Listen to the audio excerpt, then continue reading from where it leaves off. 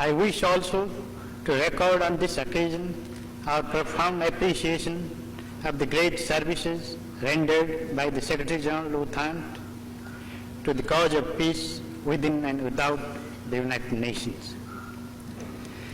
I would therefore confine myself to more general observations which nevertheless are of fundamental importance to us.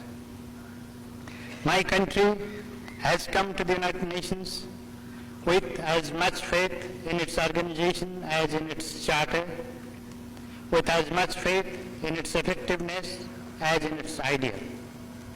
For to a small country as mine, Mr. President, the United Nations represents the ideal as well as the practical. It satisfies us in so far as it helps us to work actively for larger unity and for peace and prosperity of mankind. It satisfies us also in so far as it secures us morally and materially against encroachment and interference from others.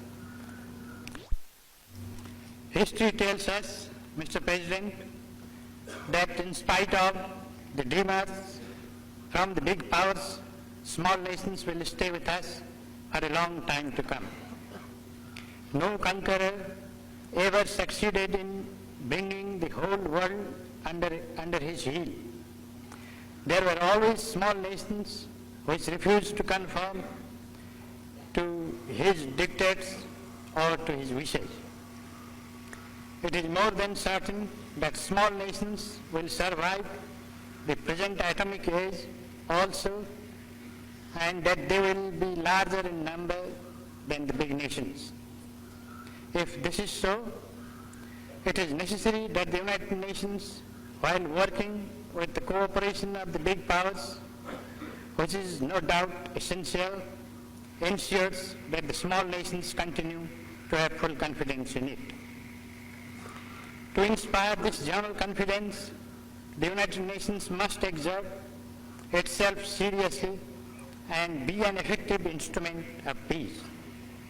It can't be such an effective instrument, Mr. President, unless all people feel that justice is ensured to nations big and small, unless all nations big and small are in it, and unless indeed nations in general and big powers in particular are prepared to subordinate their narrow national interests to the larger cause of humanity.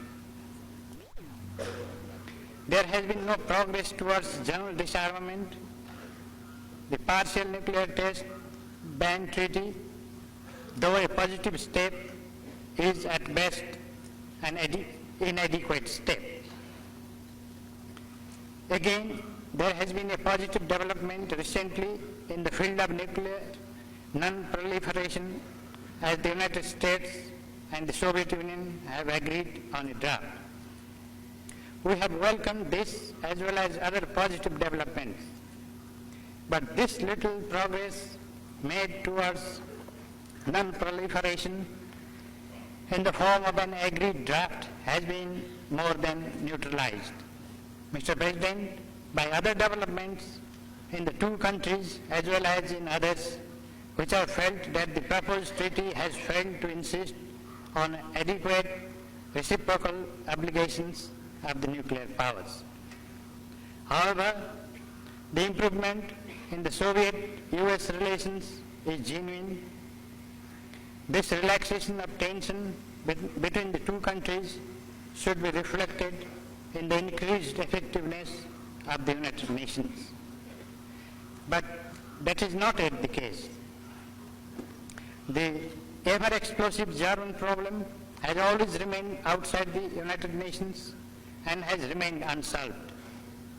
The crisis in Vietnam, with all its attendant tragedy, has touched only the fringe of the United Nations because the Secretary General